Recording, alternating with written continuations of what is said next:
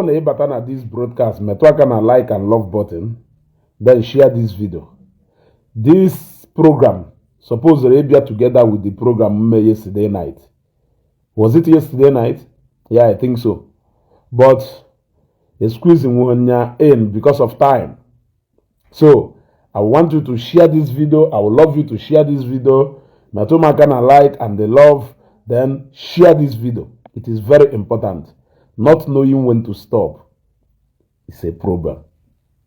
Not knowing when to stop is a problem. And this is a case of Mr. Governor Ezeugo. Not knowing when to stop is a problem. You other go? Sometimes, on a men nyana J Park or go for do. Ama who is advising who. Adama Ama who is advising who. And Adama Ama who is using who.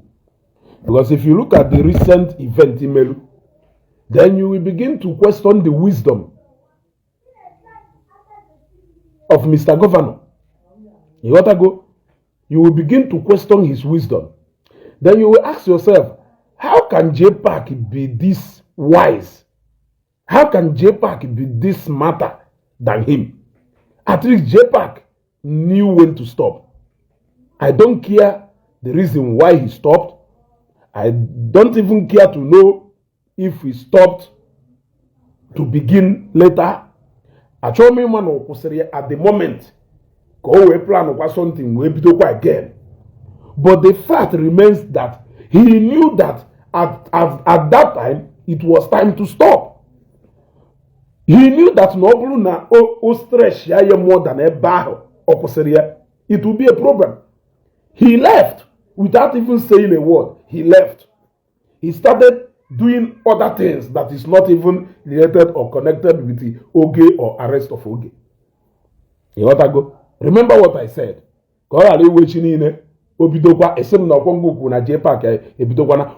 said, that him realizing that as of that particular time, the tension is high. And the best time to leave is when the ovation is high. You leave. Because the ovation go how if you see at that time or fuck up. You want to go? But you see, the case of Governor Ezeugo is a case of a butterfly who is trying everything possible to prove himself to be the bird or to be a bird. Pride. When I see him in recent time, what I see is pride. And the manner mpakobuluzo odudagebe. Because if it is not because of pride, Goliath could have seen the reason why he would have walked away from David. If not because of pride, let me do it and prove a point. Goliath could have understand that saying. No bulu ni ite tola okuko chuba also. Ma go na okuko chuba also ni nwere ike iji aka nni nwụrụ ọkụkọ ahụ kakwapụ ya onu ori emere pepe soup. Mana ndebe anyị kwuru okwu sị na ite tola okuko chuba also. Go gbawa ọsọ maka na ịmụ ha na ọkụkọ ahụ pụrụ eze enu. The people who are covered with so much pride and arrogance, they don't understand the principle of this okuko echowa mmadụ also. And you running away from okuko, the best time to leave is when the ovation is high. If you leave after the ovation, wow. Let's say you are a comedian. The best time for you to leave the stage, with that time, everybody now do excited, enjoying and clapping for you. That is the best time for you to leave that stage.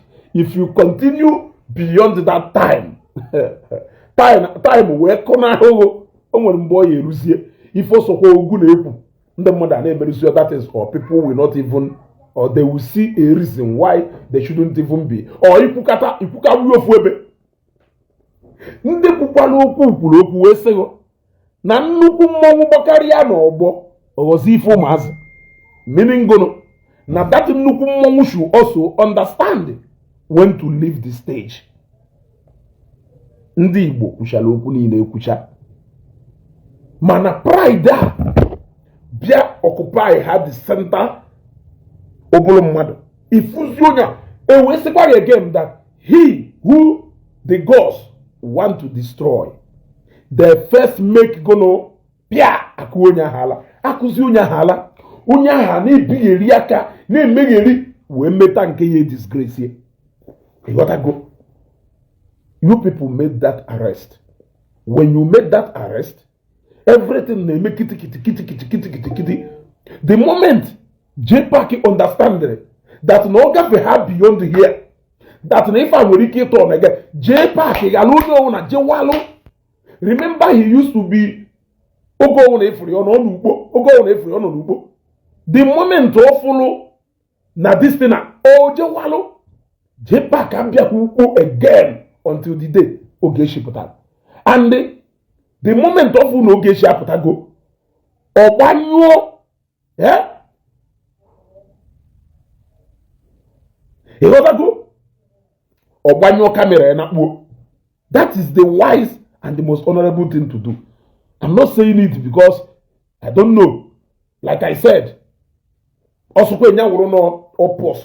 only to come back later. I don't care. But what I'm telling you is that what he did really showed me that. Because sometimes I'm Nyana governor Ezeugo Keronye lead or governor lead JPAC or JPAC lead governor. But now I really know that no JPAC will use governor Ezeugo and only use a real big only use I know you said a lot of things. In fact, you even said April out of gear more than JPAC. Remember that na onyenya no oge nwere problem like that problem between Nonabo who JPAC. I'm not you, but you overran JPAC because you always want to speak with your emotion and you are too boastful. You have pride and arrogance coupled in one. You want to go? Enwere ife dị iche na mmadụ nwe pride. Mana onye ahụ adịghọ arrogant.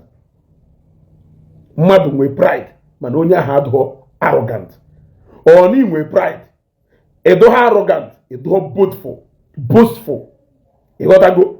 When you have these three things in one, you will keep making mistakes. You won't even know when you are going down. Gone are those days when this man we are talking about is commanding a lot of respect among people. It's obvious and clear to you that you are losing people and you are losing respect among people. But you don't care because of pride. I understand the fact that you drove midnight in a live camera when you motor all the way from Port Harcourt abi Ngobala. I understand what you might have passed through driving all through the night because you are coming to come and capture only American and church all this while. I understand. Then I understand Nigeria police and DSS are too much. All those things we finish so. It is something that is not least expected from you, but at least you could have controlled your emotion. You could have restricted it to just an arrest. It's supposed to him in such a way that na some 13 no your sitting room go. E can he make all the say na the whole police command they need to be under your feet. You could have made it to look like yes, no Ogechi na no ha na ife na arrest ge ko bia say ko wa. Ike me e gotta go. Ike me ye ko do very clear can dem mad of fear. But I understand that you overstepped your boundary. You even went as far as leveling allegation against Ogechi at the point of that arrest. Now, when people fearful, they even said that you are mature a bit for even withdrawal after a shop dollar. In fact, people did not actually tinye your withdrawal from that matter more on IPOB or whatever. But ebe ha central here, now at least they realize go na speed too much. You withdraw last year. But it's obvious that you were scared of some people. And when some people be a no block one die, email expert, in a two no how you came out again, which was the greatest mistake you did, jumping out again. Governor Ezeugo, let me tell you, my brother, you have huge appetite for vengeance. Like, you have huge appetite for vengeance. It is not a good thing. It is not a good thing. You have a huge appetite to always retaliate, to always pay back. That is not a good thing for a man who is aspiring to come into political office. It is not a good thing. And let me tell you one thing you have failed to understand. I may have political ambition, which I have not yet declared. JPAC and every other person on Facebook may have political ambition, which they have not yet declared. The only difference in the buying is that you have declared your intention into political office. I think you should be more careful, very, very careful, more than the rest of us. I am giving you now an advice as a brother. I am giving you now an advice as a brother. You should be more careful because you have declared your intention to run for public office. You might have contested the first one and failed, but I know you will keep contesting now. Meaning that you have declared an intention to come into public service. You should be careful, you should watch your words, you should watch your actions, and you should know that you are no more just a blogger like Ezeugo. You are no more just a blogger like JPAC. You should know that there is a very big difference between you and the rest of us. If people who are closer to you and they love you are not telling you this, then they must be making the greatest mistake of all time. Your conduct throughout this arrest corresponds with the message we know you for preaching. Even though we know that you need preach that message because of your hatred for Zion. We know that it is all hatred for Zion. That is why arrest you could say intimidating people. But look at your conduct throughout the arrest saga of Ogechi. Look at how you have conducted yourself. Look at how you have spoken. Look at the words you have said. Scrutinize your words accordingly. And know, who are you, for God's sake? Sometimes I keep asking myself, who are these people? Who are these people? People who say A in the morning, they do B in the afternoon, and they do C at night. They come back again and condemn the A, which they did in the morning.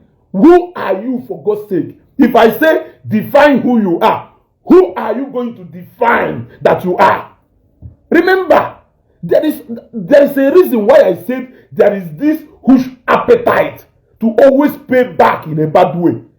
There is this huge appetite for revenge, which doesn't speak well of you. First, it was you climbing that anthill to go and declare the rest of us that we are going to die before so and so time. Now, Keri Femelu warranted you taking such actions as somebody who is going into public office. Is that the level of tolerance you want to go and start showing people? So, if peradventure as Olilanya Dimo tomorrow, the instrument of power of Imo State are Baronaka, you will take decision that will either bape Mado or render Mado useless within a twinkle of an eye. Olilanya Dimo, if tomorrow you find yourself where Hope Uzodinma is today, because the tolerance level would do too, I don't know, even a trigger do little like this. That now Look. Esrena, one daughter ifya, medife do to her. Okay, brother. There is another story. It doesn't matter. It doesn't matter. Also, when you na muzuro hinyaho, na muzuro ego keke, does not make me na accuse them no muzuru nko kafo. No muzuru. Na ma yekusi no bolo muzuru ye. I cannot be all guilty because man do guilty na one. And I am saying this, I'm putting it this way just to help you. The reason why you wait here this way is because you always end up saying, do you know how much I have recovered from Wago? Now, we always tell you that if you have recovered money from Wago non America, what it means is that Wago is not really bad. Maybe no with something, maybe because for him to pay back all the way from America, even when he knows that no but I go do here, you may. In fact, let me not go that way. Don't you think that you are painting a total different image of this man? Yes. Don't you think that you are painting a bad image of this man? For you to have said that you have approached this man before and this man has paid back money to you without stress. Why can't we follow this one in a more peaceful way? We said, okay, there is another version of story to the story, the person you are fighting for. Can you please pay attention to that? Na onye ọwụna na-ekwu na nke amelu na onye ọwụna na-ekwu na nke amelu iburu nnu iburu mmanụ iburu nga ịgbagoro n'elu ant hill je declare war on people that has done nothing to you. Who are you trying to please? You have this attitude of always trying to prove this to people. I'm only telling you, there was a day Idelu say onye nwale bisi he meta enya ngwalo. This may be an honest answer to that question he threw to people then. You gotta go. You have this huge appetite for revenge. You have this huge appetite to prove to people that this is what it is. And you can go to any length to prove that to people, even when you have ended up not proving anything. You have pride in abundance.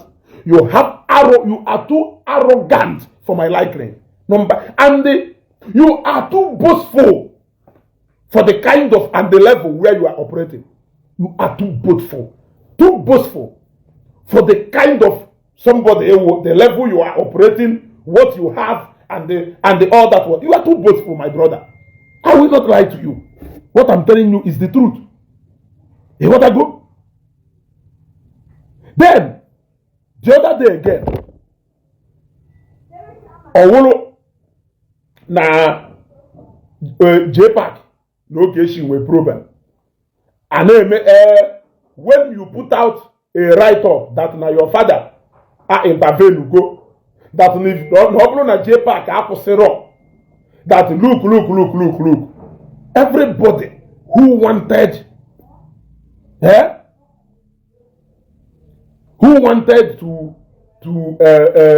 that everybody who wanted to get even Jericho, that when you said that now your father has interfered, everybody was happy. All the people who genuinely wanted peace between Ogechi and JPAC, they were happy because of that write-up in them. Only for you to take JPAC to your village and take him to a tree, he claimed no go 5,000 years, 2,000 or 3,000 years older than Jesus Christ. Only for you to take him to that tree, due to your constant appetite for revenge. I don't know. Your constant appetite for revenge, your constant appetite to always pay back people. You took JPAC again to a tree where he went there. Before your very own eyes, he was declaring on many people. You were standing there looking at him. And yet, I don't know the kind of a man you are pretending to be. That is number 2. Number 3, when Ogechi arrived in Nigeria,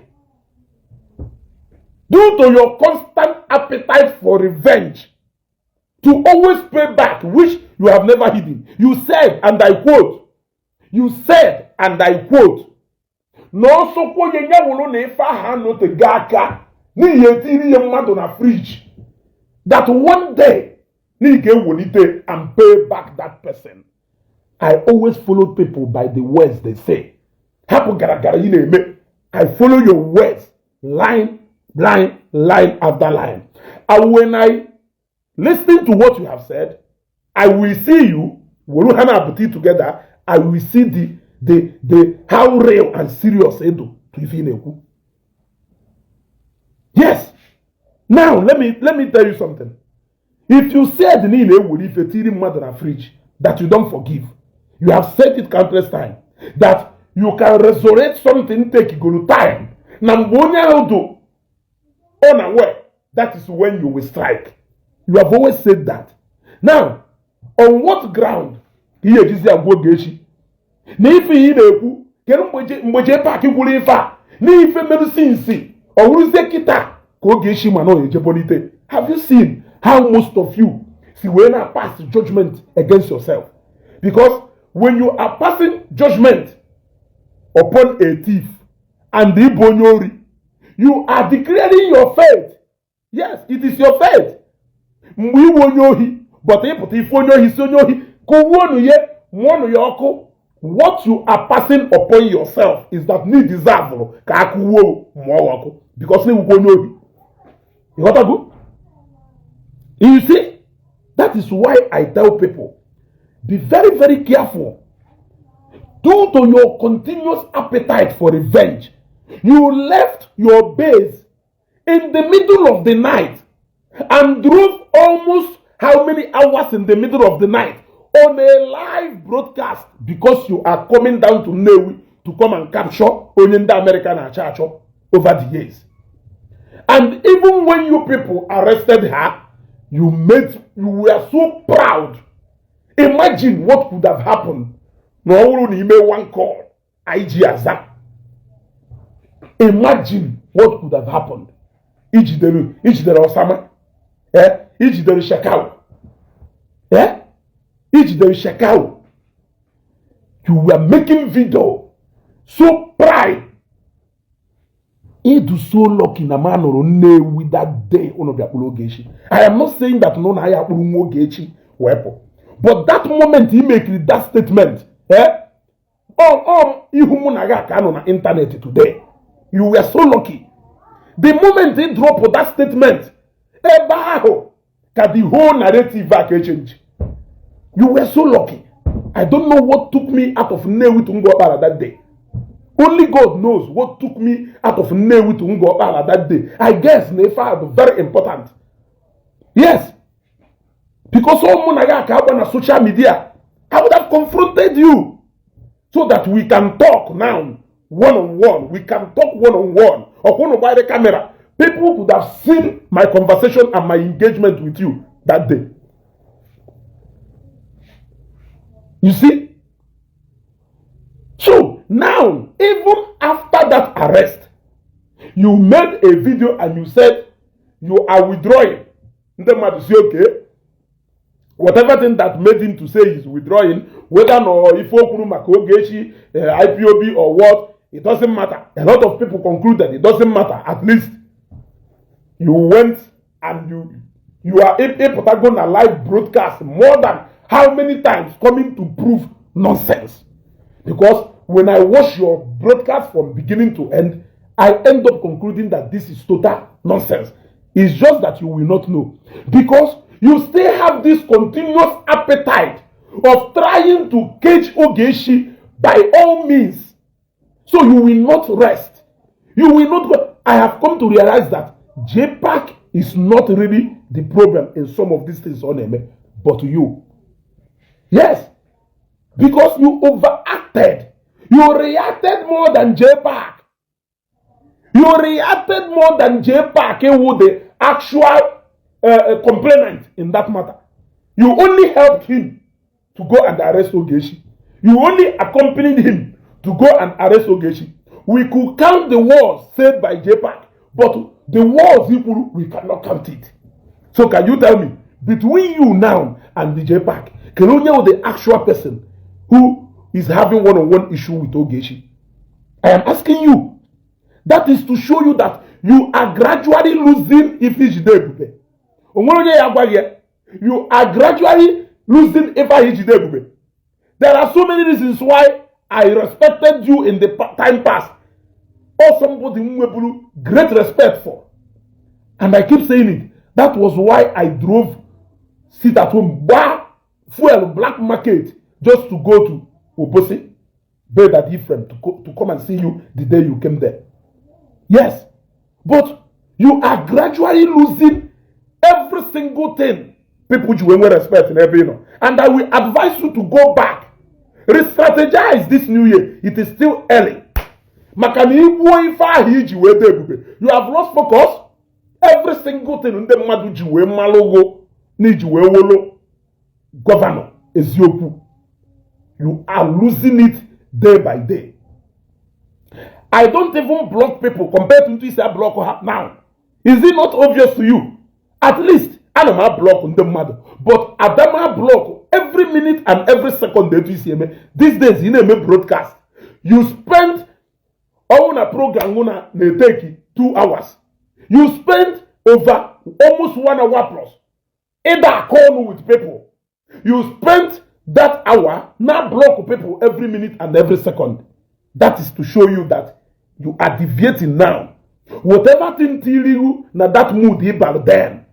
I know it started during the time of Zion, but that was because you failed to manage it. You still allowed your emotion to overrun your sense of listening, your sense of reasoning. And that was where you started losing it at first. Yes.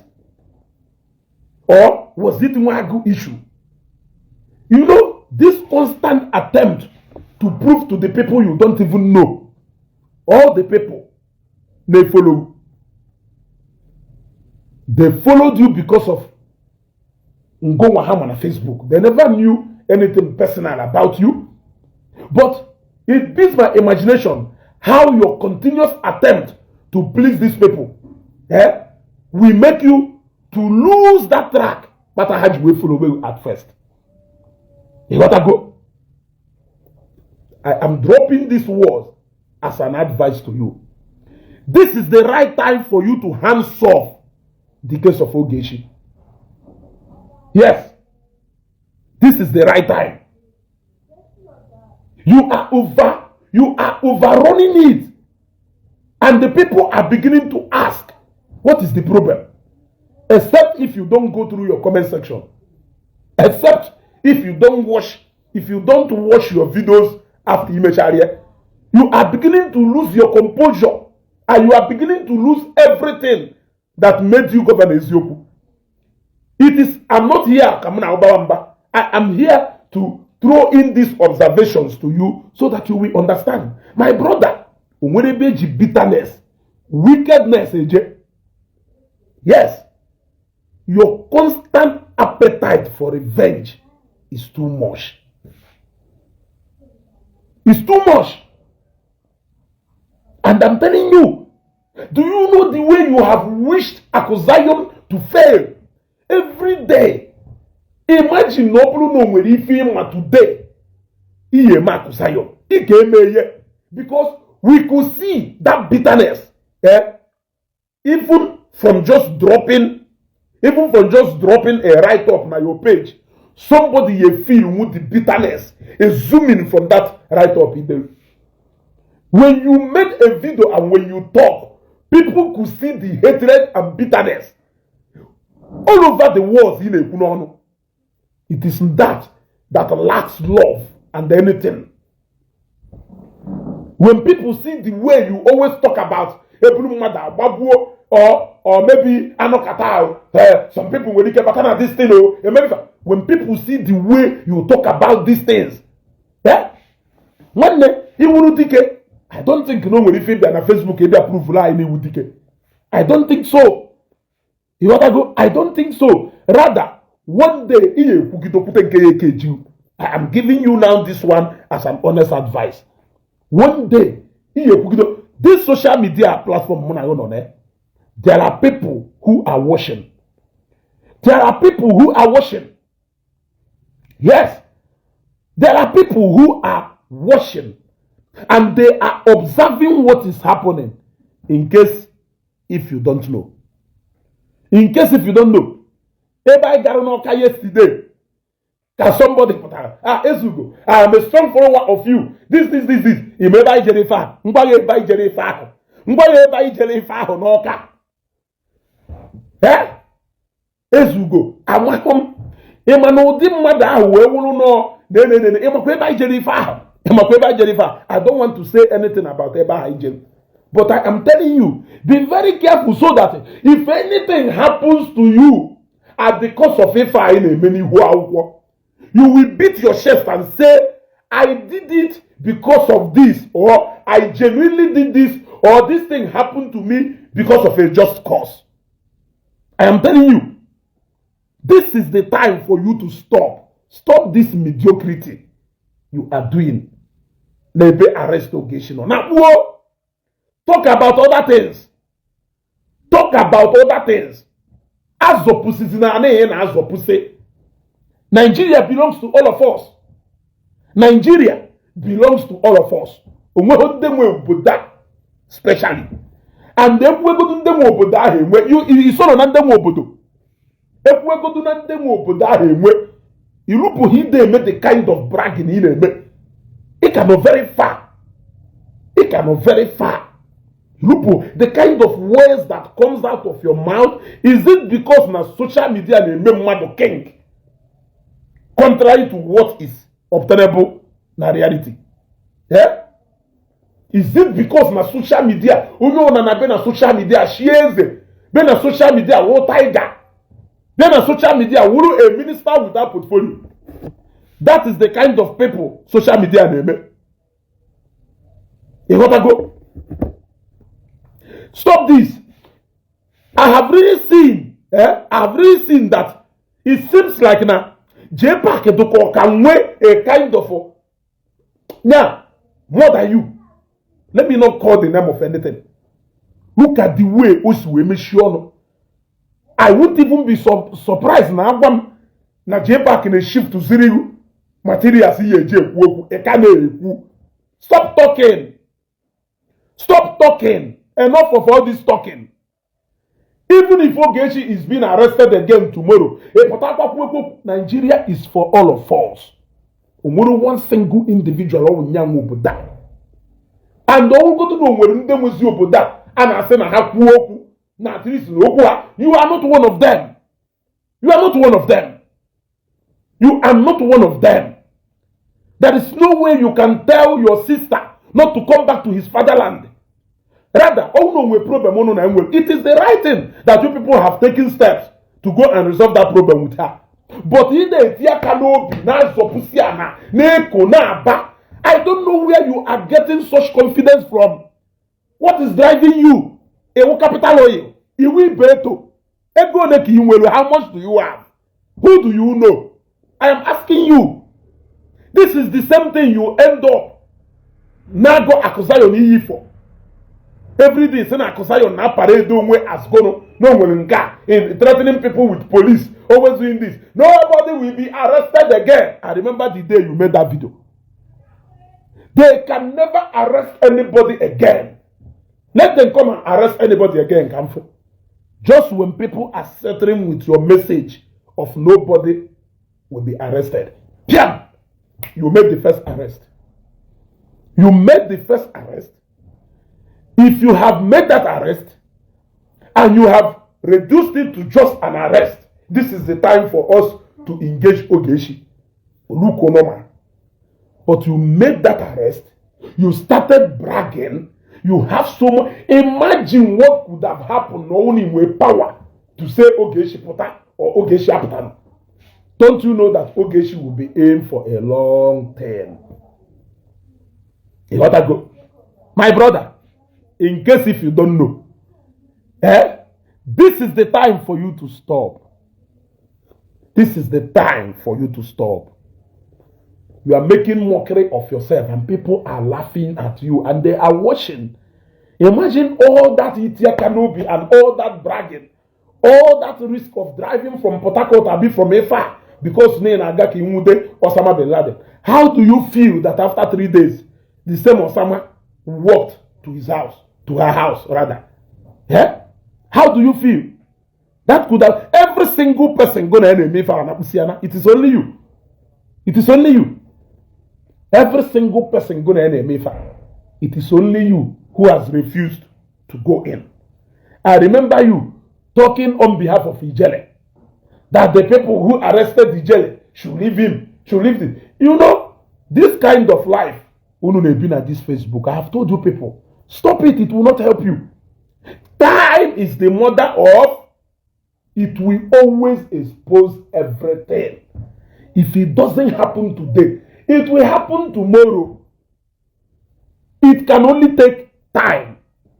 It can only take time. You want to go? It can only take time. You want to go? So the only thing now, if you don't know that this is there to stop, I am telling you now, the right time to stop is when the ovation is still high. Look at you. When I watch your videos these days, I see you speaking at the shadow of yourself. I see you.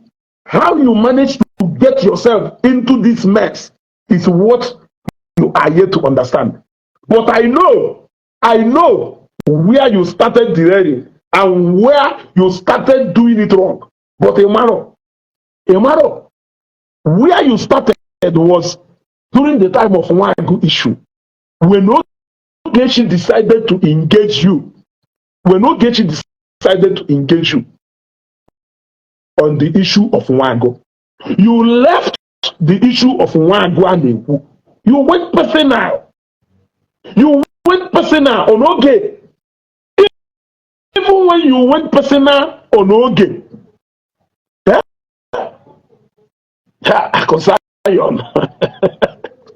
Akopawa, I greet you, sir. Yeah? Even when you went personal on Oge, we were trying to call you to order.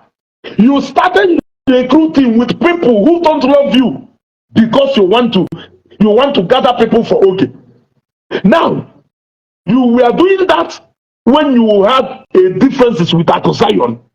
You could have walked away.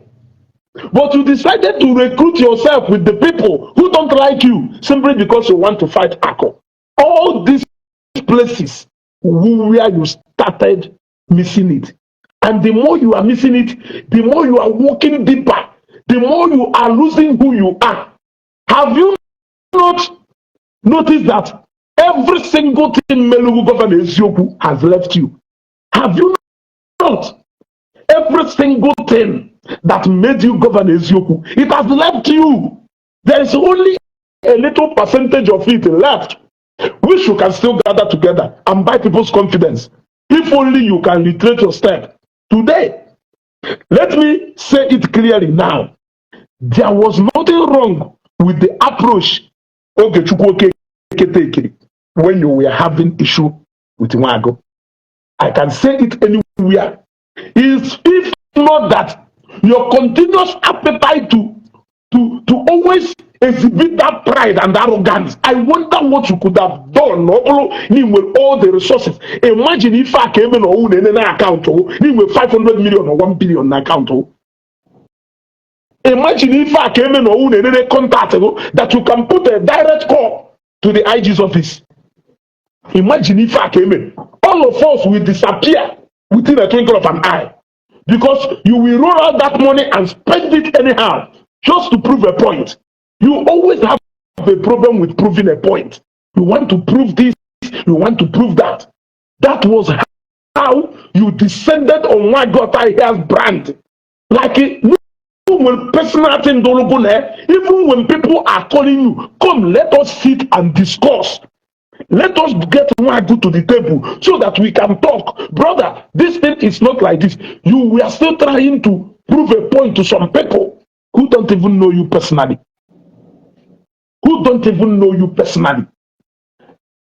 You lost part of who you are during the time of Nwago saga. I must tell you the truth. Because even the police, either when the police na Njigugwo today, police rather, police will bring me to the table so that we can talk. At the end of the day, it's either I do this or I pay back. That should be the priority of you getting into that Nwagu issue. But you lost it because you wanted to use Nwagu to prove to people that you don't fear anybody, that you can bring anybody down. Yeah? You even bragged the day you went to Classic Munish. Did you not see Nwagu live? Why you do here? Yeah? Why you do if you go work if you go deep before go give me if you go na work how on Facebook? Did you not see him? His house is not even from Classic Munish. You can just walk like 3 minutes to Nwagu's villa. You got that good? So sometimes all these things you needed to prove a point with Nwagu. You picked the wrong fight. We were trying to tell you, brother, you are moving out of track. Come to the table, let's talk. You refused. You started calling me Namus in Zambia, that I need deport or deport. What did I do to you? That I pointed out a difference between Ifonyaku and Ifonyaku. They can cast where they can cast where. That was what I did. Anybody who tried to come in to call you to order Ifonya as a threat immediately, a confront Wonya, picking the fight with the wrong people, with the greatest mistake email to Governor Ezeugo's brand. It was a brand before. You did not know. It's just that in a shop that how much people respect you before. You don't understand how much people held you in high esteem then. Yes. There were people who were willing to move things because of you. But you lost all of them because you are trying to prove a point. Pride and arrogance is very bad. Because all the same pride and arrogance.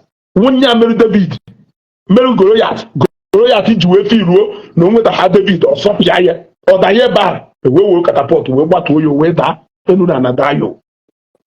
Minus pride and arrogance, you will always pick your fight in the right way. Akazayo Ezeugo, your service has never finished. Again, I'm going to go.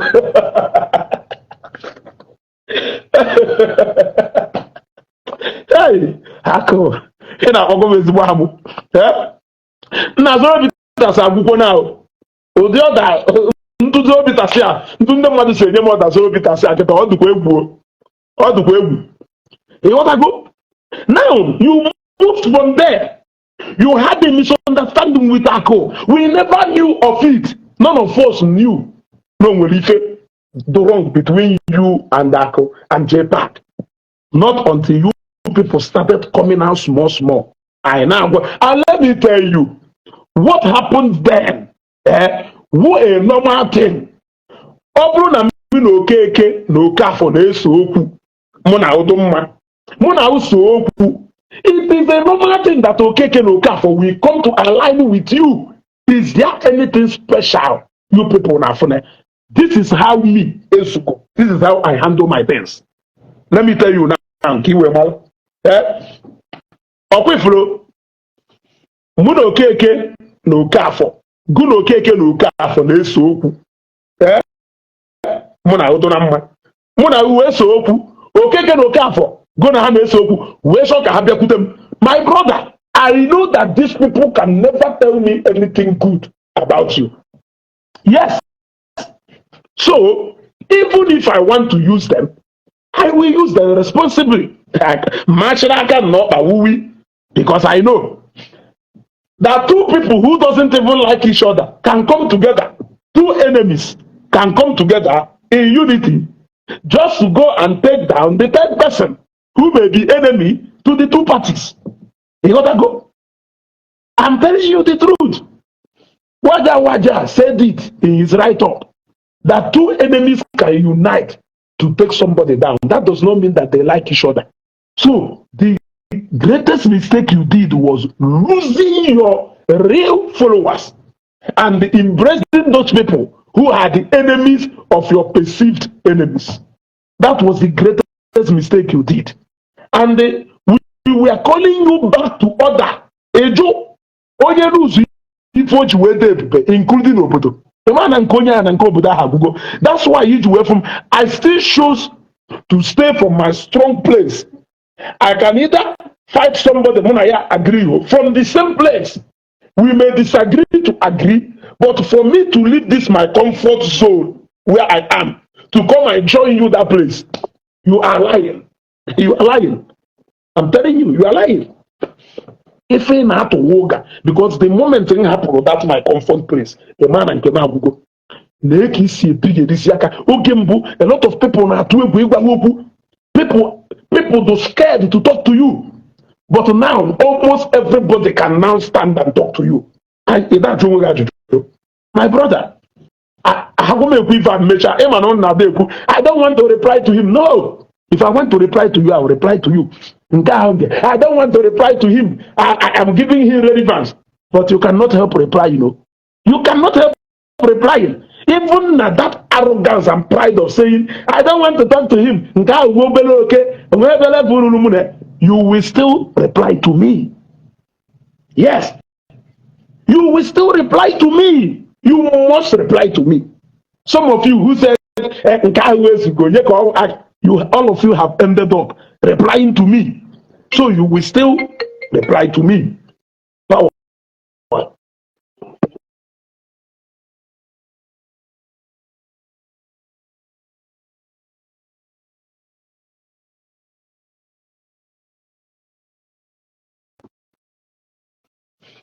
You see?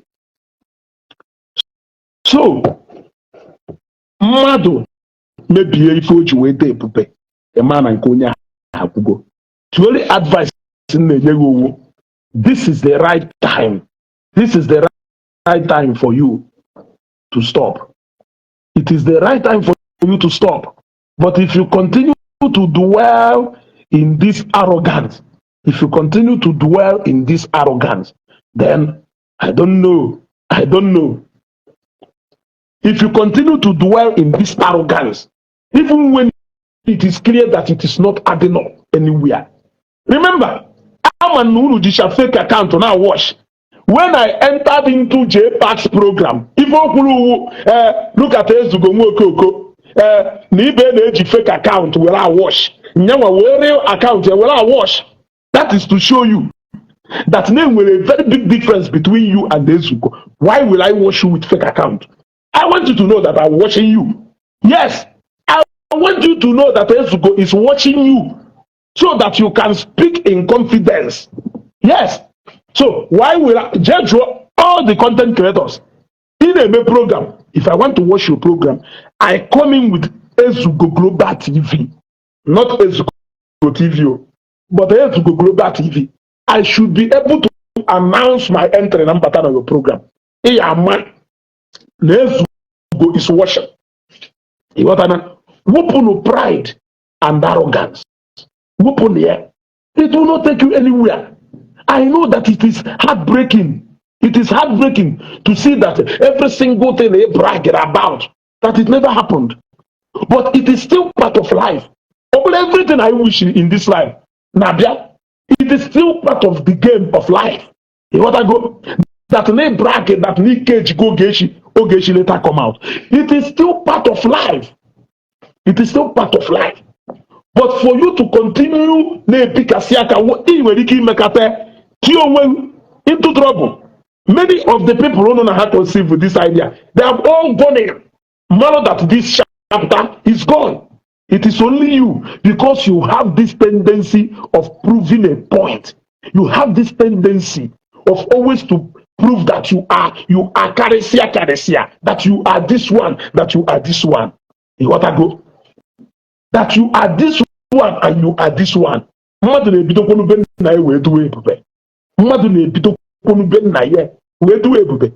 There is always a reason why I don't like coming to you guys personal. Yeah, I can hit you with personal distance because there is no need. I don't see any need. The facts speak for itself. Even when people will not be courageous enough to tell you that, they know. They know. You want to go? Your composure na classic Munich that day do very bad. And I don't know. No nwere onye nwere ike ịkọrọ m otu ọ dagwa nwanne m ịdarie mana nwere ike onwe onye ya agwaghị ya. If unu nwere union of common enemies, you people united because you have common enemies ị chọrọ ka igbuo. Will common enemy unu shokunu unu unite ya. You don't even love yourselves. Even among yourselves, you don't love each other. But for the sake of this person, una go in unity. That is what you people are doing. That was the reason why you left your loyal fans and united with the haters of Ogechi. You left your real fans and you united with the haters of. There was even a time which you came after Okurora image. You want to go because you want to prove a point. I want you to learn something with what has even happened to very dark man. Have you not noticed that even the very dark man is losing? Is losing. Is losing that very dark man. I'm on the river. Guy, problem where we get for Uruagu, you know they talk about anyone. You know they talk about anyone now today. Go on we hotel, go drink, they talk rubbish for social media. Get lost. She the John go see who Kaimalonye wu. Go on ye when you run. Go see who Kaimalonye wu. In a reapon we hotel, man. If me gafe like a coward. If you do now, why can't you walk up to me if we hotel? That is how coward you know now. So in a reapon we hotel. Why na ifu na nne ewu hotel na ya bịakwute m ebe nọ sị m na-eso ka ikpe na-ada na-ekwu why na ya happy kwuo about problem anyị nwee n'uru agụ ya mere ihe ekwu ya ịfụ m imi na mifuo ị naghị atụ egwu mapụ n'ọkata chọpụta na ngo dị ife ebe na social media use fake account use kelu family na-aza shede and John n'uru agụ. Tell me one single family na-aza shede and John n'uru agụ ya ọ na-akaba eze emu ka ọ n'ụmụ m agbụ ka ọ n'ọgbụ na eze ka ọ na-ebe kelee ndị wu ya n'uru agwa na nnewu ya ịyafụ ndị na-aza chede ọ John. Fake account ịfụ m bịa wọnụ bịa gwa m na mụ na uwe onye uru agụ dise m uru agụ onye m ka mụ na awụwụ ịbịa na Facebook ịbịa gwa m okwu ịbịa na Facebook ịbịa gwa m okwu ka m sara gị ya.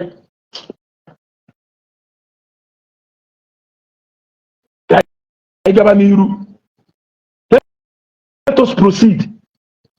Have you not realized that even because of pride, arrogance, and always trying to prove a point, that very dark man is losing that brand? Have you not noticed that? What point are you trying to prove to people? Look at what happened to the NGO money. Instead of getting down to work with that money, you are trying to prove a point that you have your integrity is high, that you cannot. What point? You trying to prove a point will make you to lose that thing in a shocky proof. And I'm telling you this for free. That is why the reason why the lives of Okuro and Igbo to relevant today is that Okuro is not really trying to prove any point. Now, those of who prove a point. All these people and people are singing their songs. Have you seen people who are singing their songs? But the moment in a shocky prove a point, you will be losing yourself.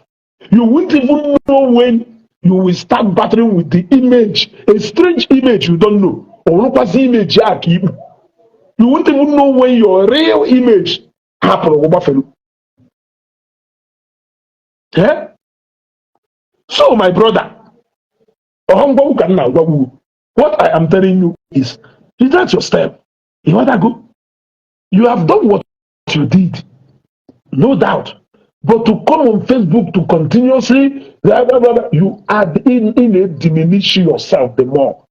You have first of all disappointed. You honestly went and united with a look. Let me tell you something. A lot of people, just like Etusi Wegwal, there are a lot of people though involved now saga with Ogechi for years, which I don't even want to engage for anything because it is not. They first came to me. They first started attacking my image. They first started saying things about me even before I responded to some of them. Because your wisdom I can't direct. Leave these people because you don't know where. It's not about. There are a lot of people who knew that this, if for example, or for this, okay, let me not go there. Yeah, there are a lot of people who knew where Ogechi and these people started from. They knew. You don't know. So the best thing for you to do is to leave those people. You allowed Kinsley to come into you. Kinsley resisted like every other thing. I resisted him because why should you drag me into it? Why should you drag me into it? I mean, yes, you should go to her and sort out the differences in will. But you people even allowed Kinsley to use you. So anybody can use you for as long as na ha na Ogechi, na ha na Zion, or na ha na Zion, or na ha na onye ọwụna anọrọ in good page. Adama banuno maka na mfụrụ ọcha gbakpam. So na ndị kwetalụ si hapụ ife dere na moto baa moto. Esoghị m na ndị kwetalụ si hapụ ife dere na moto baa moto.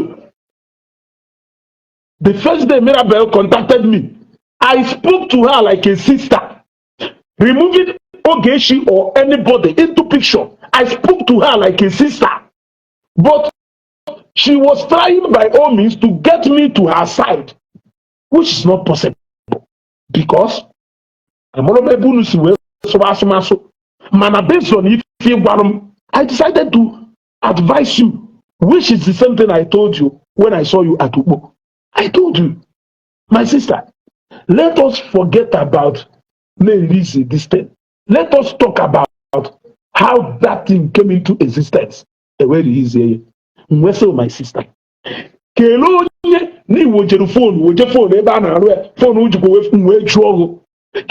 that thing on that phone in the first place. Then I told you, can even a phone on a kedo kedu ife ị na-esere ya eti na phone echi ifu ka ọ dụ na onwe efu ka ọ dụ. I told you. Then I advise you against future occurrence. But your aim wasn't even to listen to the wise counsel, but your aim is to recruit me. Why are you recruiting me? Can you recruit one kid? Recruit one. Do you know what it takes for you to pay me? Nobody can even do that.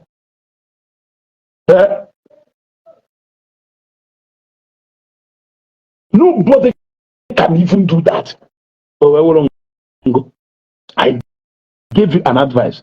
Even when she told me that I pray that you will have a daughter like Ogechi, then I told her, I am praying that God can never give me a daughter like you. Yes. May God never give me a daughter like you. That if a child of mine may email, but I know that I will caution her very well. Because now, instead of what you embrace somebody like me, Ezeugo, or Ogechi na amak na-atụrụ ya ụka maka na ha hate Ogechi. Now, mgbe ka agbacha n'ihu akwụkwọ ndị mmadụ echefuo na something like that mere, you will put your life together and get focused on other things. Iwurie na-akpagali na every Facebook jere recruit ndị gụna ha ya nụso Ogechi ọgụ.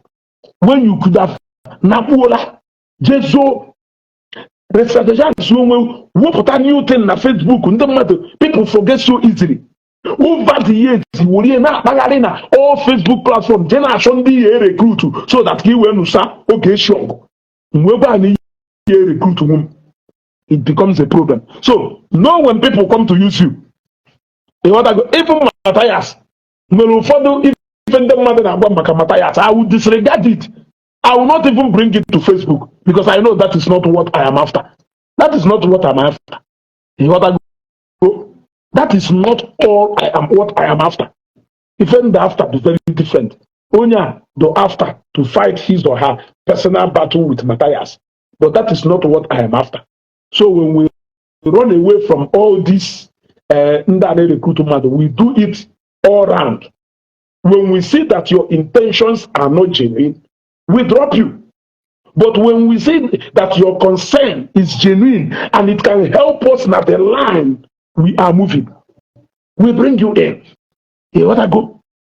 We bring you in. Man, all na ye man bịara ka ihe uzuo okay na ebe ọ na ha na onye esebe n'okwu ka ime nka ka ime nka. We will not allow you to come closer. That was how we successfully rebuked all the enemies of Oge. Bafa. Now, because you have a problem with Oge, that does not mean that I must have a problem with Oge. Yes, that is what it is. That is what it is. So, the greatest mistake Governor Ezeugo did was aligning with all those forces. Without them, you could have still made your point. For example, you could have still aired it out on Facebook without bringing all these guys together to your platform. And I call onye kpọkọl ọsị na ọwụ Emeka Umoji, onye kpọkọl ọsị na ọwụ Ada Ụmụnnya, onye kpọkọl ọsị na ọwụ Ezeugo nke. Just like the way all the enemies of Ogbura recruited themselves doing COS. So even that time, you could see that their main focus or agenda abroad to get the money of COS back to the victims. That their aim and objective is to use that opportunity to bring Ogbura down. We resisted it. Yes, we are somebody like me. I am always interested in your intention. What is your intention? If your intention match with the actions and the end product from what I'm doing, I don't need you. I don't need you. Because you will change the narrative of what I am doing. You will change the narrative of what I am doing. Yes. Supposing narrative Ashugari Emeka na-ezu ohi wuo ka Emeka kwụsị izu ohi ka ọ bara family uru. Ngwa na direct nso ndị saasị ọkụsọ ebe ya wee Emeka luo ka agbawuo ya. Ifro na our do both effort is to go after Emeka maka oyi ọ na-ezu. But my aim wu ka ọ kwụsị izu ohi bara family uru. But your aim wu ka agbawuo ya ka ọ nwụọ anwụọ. So we cannot go through the same channel because your intention is different from my intention, even though that our target is still the same. Emeka, is it very difficult for for all of you to understand? And that is where constructive and destructive criticism comes into play. Because I am not saying that now so that you people cannot misunderstand me. I am only giving an instance here. You got to go because no one no matter so ya choko change onya. You got to go. So more criticize if I have make a name. Let me tell you something that happened. There was somebody scan well like this, can them mad so that the point will be clear. You want to go? And I'm not here condemning mad because of I have that one because now go ye After I go and messy way kuye. Cause some people I know on a background dogare what are the message to be personal. But I forgot no matter how I try to put this message. So let me leave that. But I will think of something else to give example that you will understand. You got to go. So sometimes when you are going after a purpose, be careful of those people who are advising you along that line. Some people, their aim and objective is different from your own. Their own is so destructive. Even when your own is so constructive, their own is so destructive. They are the people here who are going at that mission. You jeopardize your mission along the way. So be careful.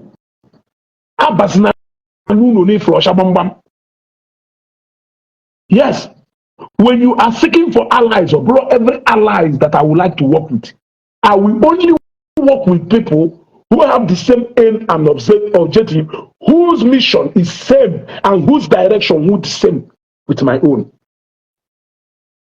So you know that is where some of these guys started losing themselves. They got themselves entangled in a fight and battle they know nothing about.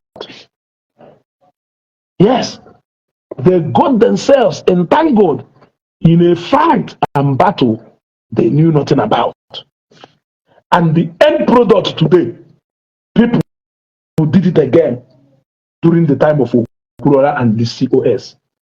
They forgot that some people who came out for Okurora are out for their personal vendetta with Okurora. They forget that the direction those people are going is not even aimed at the victims, but Okurora image. We saw those people on time and we resisted them. Thank God.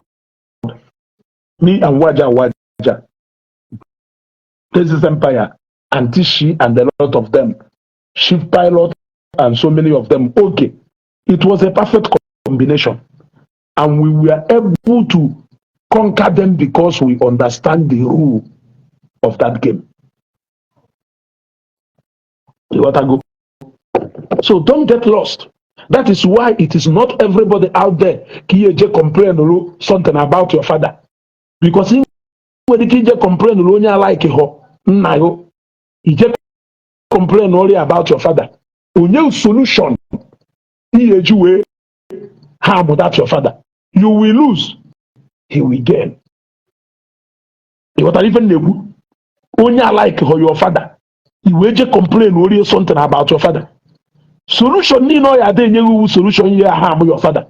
But you will think that na gunonya na drive along the same lane. Yama no onya with different direction on aga. That was what happened to Governor Ezeugo. What I go?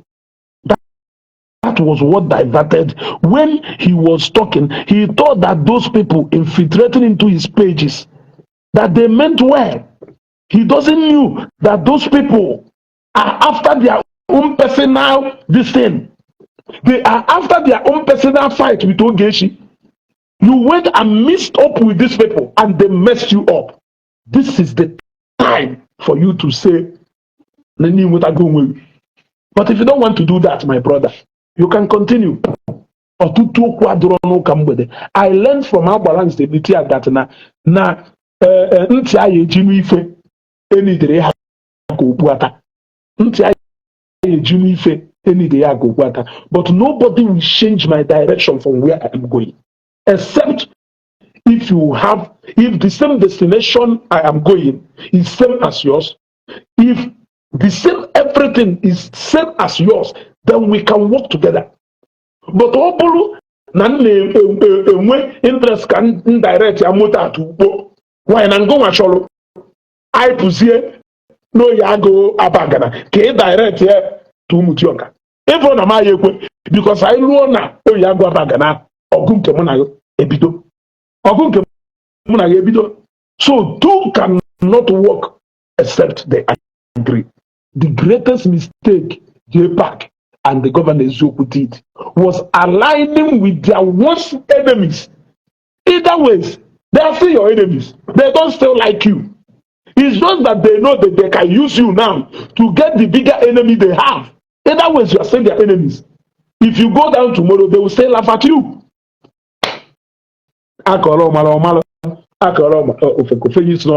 It is time to say it's enough. You gotta go. It is time to say it's enough. But if you like, continue. My brother, not knowing when to stop is a problem. But I'm telling you, it is time. The right time for you to stop is when the ovation is so high. You gotta go. When the ovation is so high, you gotta go. You can let it slide. Yes, you can let it slide. You can put on your maturity garment now. I don't know what JPAC is up to, but what I know is that he's silent at this time is the best. Because they said that a wise man, a man is considered wise unless, except until he speaks. A man is considered wise until he opens his mouth. So quietness is the best. But you continue the running program, you still allow the same clique to be calling into your program. Yeah? Why somebody look at cancer? What do I expect you to tell me about Oge? Is there anything good at all I expect you to tell me about Oge? Yeah? Is there anything good? So these are things you need to think about. Will anything do good you expecting at these people? Except if you just want to team up with them, or except if you have the same mission as them, then I don't have a problem with you. My people, I think I will end this broadcast here. Share this broadcast. Onye chọrọ ifu elu onye afia. Gwa gọvanọ eziokwu na nsị ya na ọ na-eluzi ife oji wede ebube. And na oluzuchi ife oji wede ebube nke ya agwụgo. I don't know. This wasn't the governor Ezeugo I know. I know the governor Ezeugo I knew and I followed on Facebook. I featured in my program and I joined this program. I went all the way from Nnewi on a Monday to go and see that Obose. It is definitely and certainly not this one I know on Facebook. Yeah? Not this one filled with bitterness, anger, vengeance, so proud, too arrogant. Always trying to prove a point I don't know the benefit of. It is not this one. If there is Solilanya Imo and Dolilanya Ndengopala that I know, it is not this one. It is not this one. It is definitely not this one that I am seeing. Is this the Messiah we are expecting, or should we expect another? This one is different. You are losing it. These days, you better have a program. Baba Gudumba with Indene follow. Okay, for cancer, we make program from beginning to end. You can respond to the comment section. But you block people every second. You confront people every minute. That is to show you that you have lost track. I can tell you that the active people now on your page are not those your lovely followers, are not those your loved ones, but intruders who intrude into your page because of Ogechi, because of Zion, or because of Zion. Are those your real followers? You left your real followers because you want to go and start pursuing personal effort. You could have allowed Zion to go his own way. You could have allowed him coming out to fight him when you know it will send a wrong signal to a camp. And definitely those camps, because they know you are not the person they like, but they see Zion as a greater threat. So they are likely to align with you against Zion. So the moment they infiltrate into your page, your real followers who followed you because of what they or who they know you, who followed you because of what we are doing. They left. Nda anọchizie.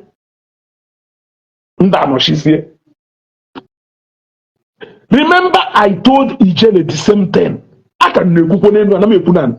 Remember, I told Ijele the same thing. I told Ijele, all these people who are in your page clapping for you, they are not your real followers.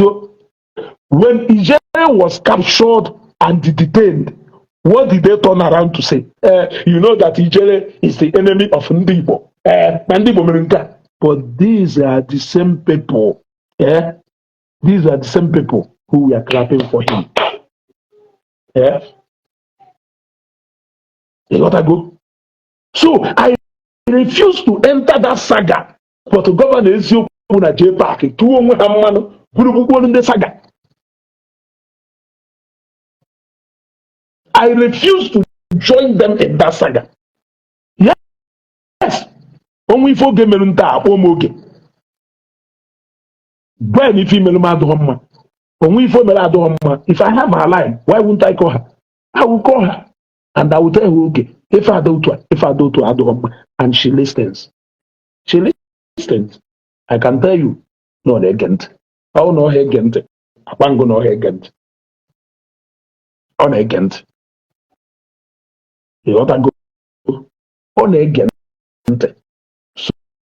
So I refuse to be recruited into that saga.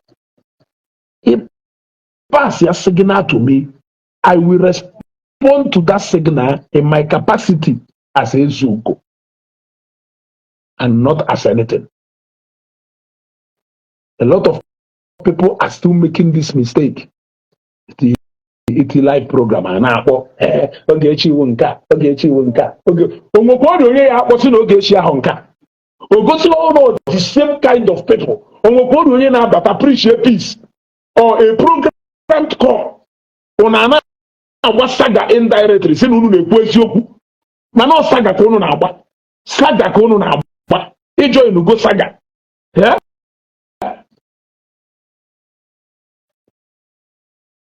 My people, I think I will have Okarisia one.